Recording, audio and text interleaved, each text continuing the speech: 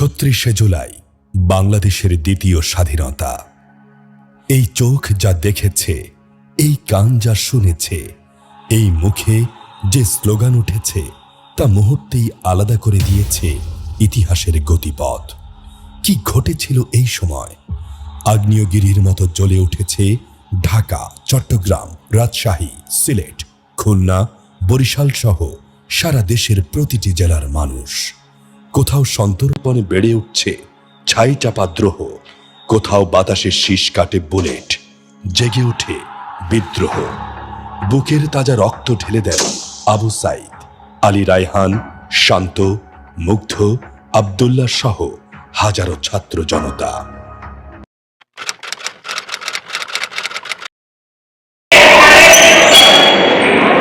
Hello, আসসালামু আলাইকুম।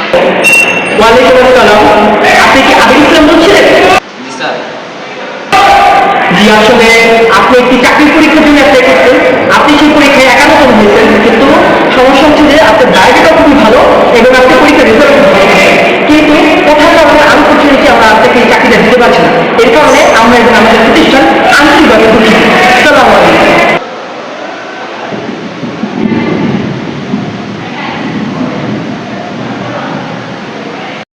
কিরে, তো চাকরি কি অবস্থা? তার কি চাকরি হয়েছে? সবকিছু ভালো ছিল, কিন্তু আমার দাদা মুক্তিযোদ্ধা ছিল না, সেই জন্য আসতে হয়নি চাকরি। তোমার না করে সোজাসুজি কো, আমার কথা নেই, সেই জন্য আমি পাই। এটা তো তোর লোক অন্যায় হয়েছে। তুই এটা লিগে প্রতিবাদ করস নাই? এখন তা আজ তুললে সমস্যা। এখন দেশের যে অবস্থা, এটা হবই।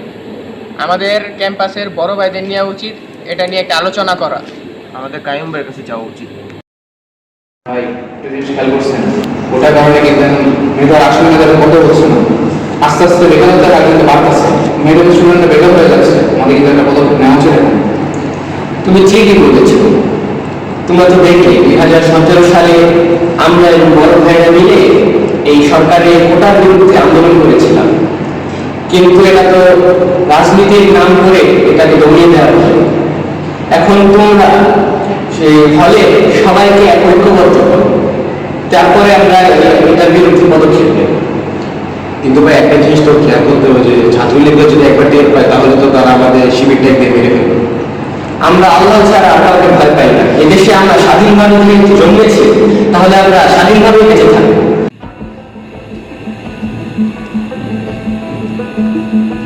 আসসালামু আলাইকুম ভাই। ওয়ালাইকুম আসসালাম। ভাই, গরম খবর শুনছেন? হ্যাঁ বলো, কি? ভাই, বিরোধী দলের নেতারা তো আঙ্গ বিরুদ্ধে ষড়যন্ত্র লাগাই দিছে।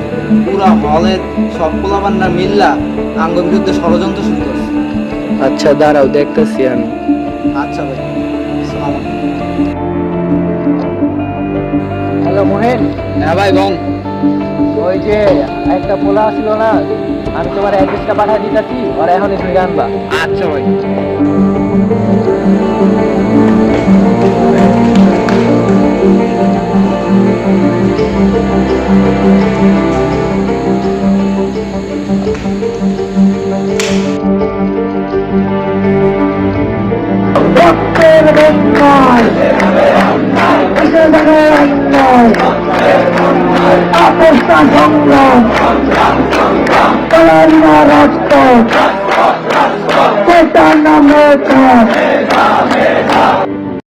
তাদের এই আন্দোলনটি যৌক্তিক নয়, তাদের এই আন্দোলন করার কোনো মানে হয় না।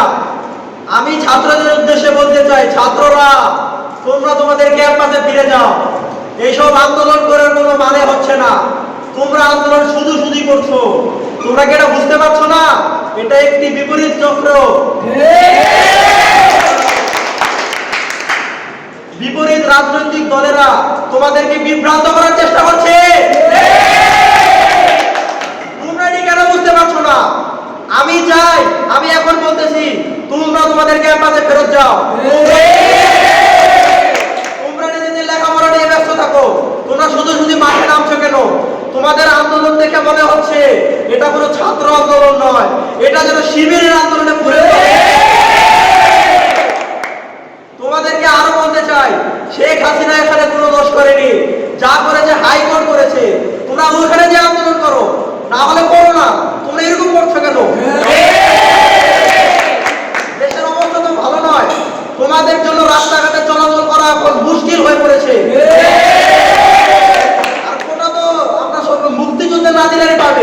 যদি মুক্তিযোদ্ধাদের না দিলে কোটা দেওয়া না হয় তাহলে তো মুক্তিযুদ্ধকে অপমান করার সমান।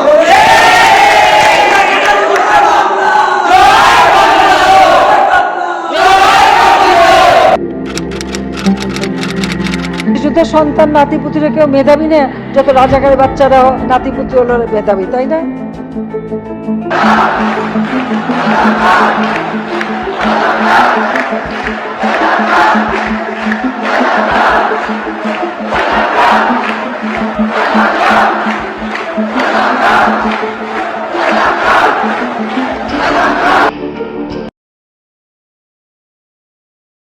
বন্ধ করবা নাকি নিজেদের একটু বড় প্রতি ডেকে নিয়ে আসবো? তোমরা যদি নিজের একটু বড় প্রতি না ডেকে নিয়ে আসতে চাও তাহলে আমরা এখন একটি লাইভ ভিডিও শুরু করবো, যেখানে তোমরা বলবে যে আমাদের এই আন্দোলনটি সম্পূর্ণ অযৌক্তিক ছিল এবং এই মুহূর্ত থেকে আমরা এই আন্দোলনটি স্থগিত করছি।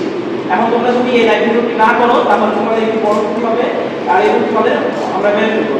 আর তোমাদের পূর্বে যারা আমাদের বিরুদ্ধে আন্দোলন করেছে তারা কিন্তু কেউ বেঁচে নেই, সেহেতু তোমরাও কিন্তু বেঁচে থাকবে না। এখন তোমরা যদি বাঁচতে চাও তাহলে এই লাইভ ভিডিওটি করো, না হলে তোমাদেরকে অবশ্যই করতে হবে। আমরা কখনো আন্দোলন বন্ধ করবো না। আন্দোলন বন্ধ করবে মানে কি অবস্থা ওদের, এদিক কেমন চলে? ওগুলো কিন্তু অনেক বুঝাই দেখো, ওগুলো বুঝাই কোনো লাভ হয় না। কি দিছে বলা ভাই, কি কিছু বাইরে গেছে নাকি? কিরে কি দিছে? কিরে গলা বস নাকি? ওই অবশ্য আমার ভাই বোন আছে না, ছোট ভাই বোনকে উঠাই দেখো এখনই। স্যার আমরা আন্দোলন বন্ধ করতে রাজি, কিন্তু আমাদের পরিবারকে কিছু করবে না স্যার। স্যার আমাদের মাফ করে দিয়েছে। ডিবি পুলিশ আমাদেরকে ধরে নিয়ে গেছে কারণ তারা চাচ্ছে যে আন্দোলন বন্ধ করতে, কিন্তু আন্দোলন বন্ধ করবো না। কিন্তু তারা আমাদেরকে খুবই অত্যাচার করেছে, আবার মেরেছে, আবার এখন হুমকিও দিয়েছে যে আমাদের পরিবারকে মেরে ফেলবে। কিন্তু আমরা আন্দোলন বন্ধ করবো না। এরপর শেখ হাসিনা পালিয়ে যাওয়ার পর আমরা দ্বিতীয়বারের মতো স্বাধীনতা অর্জন করি।